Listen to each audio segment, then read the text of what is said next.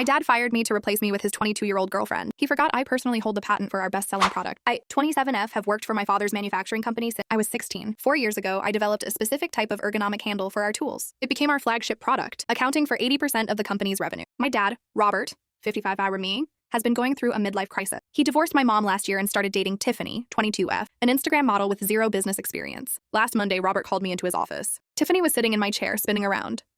"We're making some changes," Dad said, avoiding eye contact. "Tiffany wants to get into the corporate world. We're appointing her as the new head of product development. We need her salary to come from somewhere, so we're letting you go." I stared at him. "You're firing me? The person who designed the product? To hire your girlfriend who thinks margins are something you draw on paper? It's done," he said. "Pack your things. Tiffany needs the office." I didn't yell. I didn't cry. I just nodded and said, "Okay, but remember, this is a mistake." I packed my box and left. My dad made one critical error.